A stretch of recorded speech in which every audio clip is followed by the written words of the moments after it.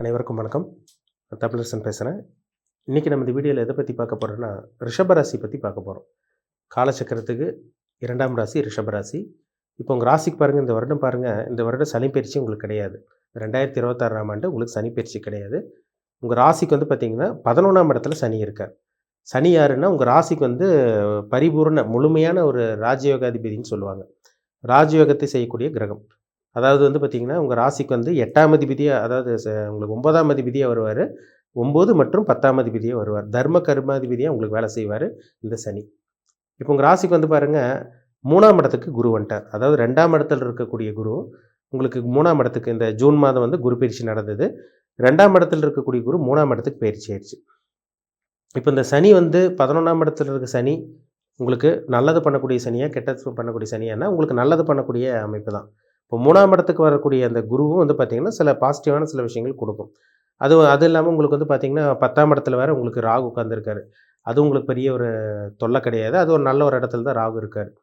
கேது வந்து பார்த்திங்கன்னா, உங்கள் ராசிக்கு வந்து 4ஆம் இடத்துல சுகஸ்தானத்தில் இருக்கார். இந்த வருடம் கடைசியில் வந்து பார்த்திங்கன்னா, உங்களுக்கு ராகு கேது பயிற்சி நடந்துடும். அப்போது முக்கியமாக சொல்லக்கூடிய இந்த வருட கிரகங்கள் முக்கியத்துவம் கொடுக்கறது சனி தான். சனி, குரு, இந்த ராகு கேது தான். அப்போ இந்த 11ஆம் இடத்துல லாபஸ்தானத்தில் இருக்க சனி ரிஷபராசிக்காரங்களுக்கு என்ன பண்ணுன்னா, சில பாசிட்டிவான சில விஷயங்கள் கொடுக்கும். சரிங்களா? நிறைய பேருக்கு வந்து பார்த்திங்கன்னா, கடன் தொல்லை, கடன் அதிகமாக இருக்குன்னு சொல்கிறாங்க. ஒரு சில பேர் வேலை கிடைக்கலன்னு சொல்கிறாங்க. ஒரு சில பேருக்கு வந்து பார்த்திங்கன்னா, திருமணமே நடக்கலைன்னு சொல்கிறாங்க. அதேமாரி வந்து பார்த்திங்கன்னா, எவ்வளவோ நாங்கள் முயற்சி பண்ணுறோங்க சார், அந்த உழைப்புக்கேற்ற அந்த ஊதியம் எங்களுக்கு கிடைக்கல. நாங்கள் பண்ணுறது நல்லது அடுத்தவங்களுக்கு பேர் போய் சேர்ந்துருது. ஆனால் எங்களுக்கு நல்லது பண்ணி நாங்கள் கெட்ட பேர் தான் வாங்கிட்டு இருக்கோம், கெட்டது தான் அனுபவிச்சுட்டு இருக்கோம்னு சொல்கிற ரிஷபராசிக்காரங்க நிறைய பேர் இருக்காங்க. இப்போ உங்களுக்கு குரு பயிற்சி நடந்தது உங்களுக்கு ஒரு சாதகமான ஒரு அமைப்பு தாங்க. இதை நம்ம ஜென்ரலாக பொதுவாக பார்க்குறோம். உங்கள் ஜாதகத்தில் யோகமான நல்ல அதிர்ஷ்டம் தரக்கூடிய நல்ல கிரகங்களோட தசாபுத்தி நடந்ததுன்னா, கண்டிப்பாக உங்களுக்கு இப்போ கோச்சாரமும் நல்லாயிருக்கும் உங்களுக்கு. அதுவும் நல்லா இருந்ததுன்னா உங்களுக்கு 2 in 1 வேலை செய்யும்.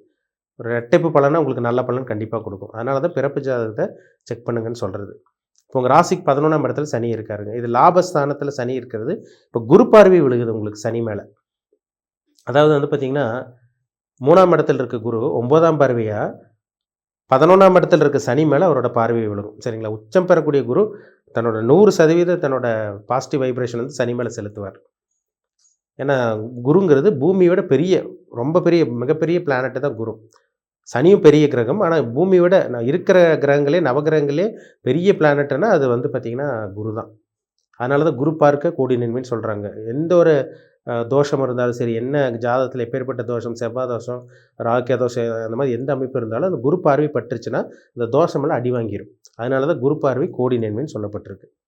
அப்போ வந்து குரு 3ஆம் இடத்துல முயற்சி ஸ்தானத்தில் இருக்க குரு உங்களுக்கு என்ன பண்ணுவார்னா, நல்லா தூண்ட வைப்பாருங்க. முயற்சி தூண்ட வைப்பார் உங்களுக்கு. ஒன்றுமே இல்லாமல், முயற்சியே இல்லாமல் அப்படி வீட்டோட முடங்கி இருந்தவங்களுக்கெல்லாம் இந்த டைம் வந்து பார்த்திங்கன்னா, கொஞ்சம் சுறுசுறுப்பு வரும் உங்களுக்கு. ஒரு பொறுப்பு வரும். சரி, நம்மளும் வேலைக்கு போகணும், நம்மளும் காசு சம்பாதிக்கணும், நம்மளும் தொழில் ஆரம்பிக்கணும், நம்மளும் வந்து பார்த்திங்கன்னா அடுத்த கட்டத்துக்கு போகணும், லைஃப்பில் வளர்ச்சி அடையணும், லைஃப்பில் சக்ஸஸ் பார்க்கணும், வெற்றி மட்டும் நம்ம பார்க்கணும் அப்படின்னு நினச்சிட்டு இருக்கிறவங்களுக்கெல்லாம் இந்த வருடம் ஒரு பொன்னான காலகட்டமாக உங்களுக்கு இருக்கும். சரிங்களா? அதனால தான் இங்கே நம்ம வருட கிரகங்களுக்கு முக்கியத்துவம் கொடுத்து பேசுகிறோம். அப்போ இந்த 3ஆம் இடத்துல இருக்க முயற்சி ஸ்தானத்தில் இருக்க குரு என்ன பண்ணுவார்னா, முயற்சி தூண்ட வைப்பார். தன்னம்பிக்கை அதிகப்படுத்தும். விடாமுயற்சி உங்களுக்கு இருக்கும். அதாவது வந்து ஒன்றுமே இல்லாமல் அப்படியே இப்போ வீட்டோடு இருக்கவங்க, முடங்கி கிடக்கிறவங்க, அப்படியே மன உளைச்சலோடு இருக்கவங்களுக்கெல்லாம், ரொம்ப கஷ்டத்தில் இருக்கவங்களுக்கெல்லாம் இந்த குரு கண்டிப்பாக உங்களுக்கு ஒரு மாற்றத்தை கொடுக்குங்க. இந்த ஜூன் மாதத்துக்கு அப்புறம் பாருங்கள், நிறையா ஒரு சில மாற்றங்கள் நீங்கள் சந்திக்க தான் போகிறீங்க, பார்க்க போகிறீங்க. அது வந்து பார்த்திங்கன்னா 11ஆம் இடத்துல இருக்க சனி கண்டிப்பாக லாபத்தை கொடுக்கும். இப்போ நீங்கள் வேலையில் இருக்கீங்களா, இந்த டைம் வந்து பார்த்திங்கன்னா ப்ரொமோஷன் கொடுக்கும் உங்களுக்கு. ப்ரொமோஷன், பதவி உயர்வு, இந்த மாதிரி சில விஷயங்கள் கொடுக்கும். அதேமாதிரி வந்து பார்த்திங்கன்னா பிஸ்னஸ் பண்ணிகிட்டு இருக்கவங்களுக்கு நல்ல ஒரு வளர்ச்சி. வியாபாரமாக இருந்தாலும் சரி, பிஸ்னஸ் பண்ணிகிட்டு இருக்கவங்களுக்கும் சரி, இல்லை விவசாயம் சம்மந்தப்பட்ட விஷயங்கள் நீங்கள் இருந்தாலும் சரி, அதில் ஒரு நல்ல ஒரு வருமானம், அதில் நல்ல ஒரு லாபகரமான சில விஷயங்களும், நல்ல பண வருமானம் கண்டிப்பாக உங்களுக்கு இருக்கும். முக்கியமாக சொல்லப்போனால் வருமானம் வருங்க. சரிங்களா? பணம் வரும். அதனால் கவலைப்படாதீங்க. உங்களோட தேவைகளெல்லாம் உங்களால் நிச்சயமாக பூர்த்தி செஞ்சுக்க முடியும். அதேமாதிரி உங்களுக்கு திருமண வாழ்க்கை, ஏன்னா 3ஆம் இடத்துல இருக்க குரு வந்து பாருங்கள் 7ஆம் பார்வை, அது 7ஆம் பார்வை உங்களுக்கு வந்து பார்த்திங்கன்னா, உங்களுக்கு வந்து 9ஆம் இடத்தையும் பார்த்துறாரு, பாக்கி ஸ்தானத்தையும் பார்த்துறாரு. உங்களுக்கு வந்து பார்த்திங்கன்னா 7ஆம் இடத்தையும் பார்க்குறாரு. அப்போ சனி மேலேயே அவரோட பார்வை விழுகுது. அப்போ இதெல்லாமே அதிர்ஷ்டம் தரக்கூடிய குருவாக உங்களுக்கு இருக்குது. அப்போ முயற்சி சக்ஸஸ் ஆகுதுன்னு காமிக்குது.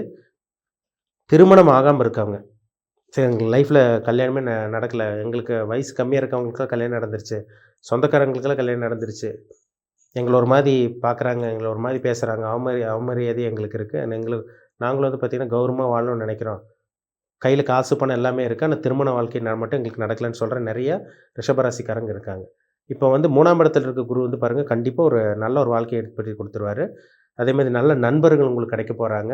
அதே மாதிரி வந்து பார்த்திங்கன்னா இந்த வருடம் வந்து பார்த்திங்கன்னா உங்களுக்கு நிறைய பிஸ்னஸ் ஆப்பர்ச்சுனிட்டி வருங்க உங்களுக்கு, சரிங்களா? சொந்த தொழில் பண்ணக்கூடிய வாய்ப்பு, அந்த அதிர்ஷ்டம் தேடி வரும். அதேமாதிரி வந்து பார்த்திங்கன்னா உங்களுக்கு தொழிலே இல்லாமல் இருக்கவங்க, சுத்தமாக தொழிலே இல்லாமல் இருக்கவங்க, ஒன்றுமே இல்லாமல் இருக்கவங்க, வேலையும் இல்லாமல் இருக்கவங்களுக்கெல்லாம் நல்ல வேலையும், நல்ல தொழிலும் இந்த காலகட்டங்கள் அமையும். கூட்டு தொழில் பண்ணிகிட்டு இருக்கவங்களுக்கும் நல்ல ஒரு முன்னேற்றம் இருக்கும். ஒரு சில பேர் புதுசாக கூட்டு தொழில் ஆரம்பிக்கக்கூடிய வாய்ப்பு, சந்தர்ப்பங்கள் இந்த வருஷம் உருவாகும்.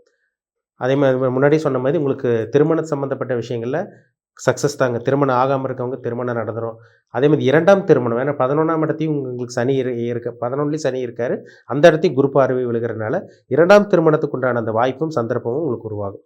டைவர்ஸ் ஆயிடுச்சுங்க சார், கோர்ட்டு கேஸ் பிரச்சனை போயிட்டுருக்கு, டைவர்ஸ் ஆயிடுச்சு, எங்களுக்கு மறுமணமாச்சு இருக்கா, 2ஆம் திருமணமாச்சு அந்த பாக்கியம் இருக்கான்னு சொல்லிட்டு இருக்கவங்களுக்குலாம் 2ஆம் திருமணத்துக்கு உண்டான அந்த வாய்ப்பும் சந்தர்ப்பமும் இந்த வருடம் உங்களுக்கு நல்லாவே இருக்குங்க. அதனால் வந்து பார்த்திங்கன்னா கவலைப்படாதீங்க. ஒரு சில பேருக்கு லவ் மேரேஜ் சக்ஸஸ் ஆயிரும், அரேஞ்ச் மேரேஜ் சக்ஸஸ் ஆகும், 2ஆம் திருமணம் உங்களுக்கு சக்ஸஸ் ஆகும். இதிலெல்லாம் உங்களுக்கு ஃபெயிலியரே கிடையாது. நிறைய ரிஷபராசிக்காரங்க பாருங்கள் இந்த வருடம் திருமணம் பண்ண போகிறீங்க, அதில் மாற்றமே கிடையாது. ஏன்னா எப்போ இந்த குரு பயிற்சி நடந்ததோ அதுலேருந்து ஒரு சில மாற்றங்கள் நடக்கும். 11ஆம் இடத்தில் இருக்க சனியும் நல்ல ஒரு வருமானத்தையும் நல்ல ஒரு பண வரவையும் கொடுப்பாரு. 10ஆம் இடத்தில் இருக்கிற ராகும் தொழிலில் முன்னேற்றம், தொழில் மாற்றுறது, பழைய தொழில் விட்டுட்டு புது தொழில் ஆரம்பிக்கிறது, இந்த மாதிரி சில விஷயங்களும் இந்த 10ல் இருக்க ராகு கண்டிப்பாக கொடுப்பார். அப்போ இதெல்லாமே உங்களுக்கு ஒரு பொது பலனாகவே உங்களுக்கு நல்லா தான் இருக்குது, சரிங்களா? ஜனன ஜாதகத்தில் நல்ல தசாபுத்தி நடந்துச்சுன்னா கண்டிப்பாக நீங்கள் கவலைப்பட வேண்டிய அவசியமே கிடையாது. ஏன்னா மொத்தம் 3 நட்சத்திரம் வரும் உங்களுக்கு. கார்த்திகை நட்சத்திரம், ரோகிணி, மிருகசீரிஷம், இந்த 3 நட்சத்திரத்தெல்லாம் ரிஷபராசிக்காரங்க பிறந்திருப்பீங்க. அந்த 3 நட்சத்திரத்தில் நீங்கள் என்ன நட்சத்திரமாக வேணால் இருக்கலாம், சரிங்களா? ஆனால் இந்த பொது பலன் உங்களுக்கு சாதகமாக இருக்குங்க. பிறப்பு ஜாதகத்தில் நல்ல தசாபுத்தி, உங்கள் வயதுக்கு தகுந்த மாதிரி சில கிரகங்களோட தாக்கத்தில் இருப்பீங்க. அப்போ என்ன கிரகத்தோட தாக்கத்தில் இருக்கீங்க, அந்த கிரகம் உங்களுக்கு சாதகமாக பாதகமாக, இதை வச்சு தான் நம்ம முழுமையாக நம்ம கால்குலேட் பண்ணி நம்ம ரிசல்ட் சொல்ல முடியும். 100% நம்ம ப்ரெடிக்ட் பண்ண முடியும். அதாவது நல்லது நடக்குமா, கெட்டது நடக்குமா, உங்களுக்கு சாதகமான காலகட்டமாக, பாதகமான காலகட்டமாக, பாசிட்டிவாக, நெகட்டிவாக, இது வந்து ஜாதகத்தில் நடக்கக்கூடிய கிரகநிலைகள் தசாபுத்தி வச்சு தான் நம்ம சொல்ல முடியும், சரிங்களா? ஒரு மனிதனை ஆட்டி படைக்கிறது நவகிரகங்கள். அந்த நவகிரகங்களில் இப்போ ஒரு சில ஒரு கிரகங்கள் தான் உங்களுக்கு ஆட்டி படைச்சிட்ருக்கும். தசை நடத்தக்கூடிய கிரகமும், புத்தி நடத்தக்கூடிய கிரகமும், அந்தரம் ஒரு, அதாவது தசாபுத்தி அந்தரம்னு சொல்லுவாங்க. இந்த 3 கிரகம் வந்து தான். இந்த கிரகத்தை மீறி ஒன்றும் பண்ண முடியாதுங்க. இந்த கிரகத்தோட கண்ட்ரோலில் தான் எப்பேற்பட்ட மனுஷனாக இருந்தாலும் இந்த லைஃப்பை வந்து அனுபவிச்சாகணும். அது நல்லதாக இருந்தாலும் சரி, கெட்டதாக இருந்தாலும் சரி. அப்போது நீங்கள் என்ன நட்சத்திரம்னு பாருங்கள். நீ கார்த்திகை நட்சத்திரமா, இல்லை மிருகசீரிஷ நட்சத்திரமா, கார்த்திகை நட்சத்திரமா, ரோகிணி நட்சத்திரமா, மிருகசீரிஷ நட்சத்திரமா, இந்த 3 நட்சத்திரத்தில் என்ன நட்சத்திரம் இருக்கீங்க, இப்போ உங்களோட வயது என்ன, என்ன வயசு, என்ன பிளானட்டோட இம்பேக்டில் இருக்கீங்கன்னு பாருங்கள், ரொம்ப முக்கியம். ஆனால் பொது பலனாக பார்க்கும்போது இந்த 3ஆம் இடத்தில் இருக்க குருவும் 11ஆம் இடத்துல இருக்க சனியும் உங்களுக்கு 10ல் ராகவும் உங்களுக்கு 4ல் கேதுவில் இருக்கிறதுனால கண்டிப்பாக பொது பலனாக பார்க்கும்போது ஜென்ரலாக இப்போ வானத்தில் கிரகங்கள் வந்து உங்களுக்கு சாதகமாக தான் இருக்குங்க, அதெல்லாம் மாற்றமே கிடையாது, சரிங்களா?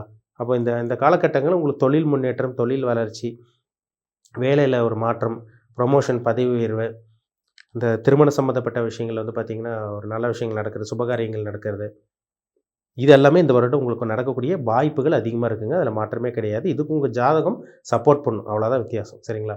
ஜாதகம் மட்டும் சப்போர்ட் பண்ணிச்சுன்னா கண்டிப்பாக இந்த வருடம் உங்களுக்கான ஒரு வருடமாக, ஜாக்பாட் அடிக்கக்கூடிய வருடமாக, சுப விஷயங்கள், சுபகாரியங்கள் நடக்கக்கூடிய நல்ல ஒரு வருடமாக, சுபிட்சமான ஒரு வருடமாக ரிஷபராசிக்காரங்களுக்கு அமையுங்கிறதுல சந்தேகமே கிடையாது. அதனால் உங்கள் ஜனன ஜாதி செக் பண்ணிக்கோங்க, ரொம்ப ரொம்ப முக்கியம்.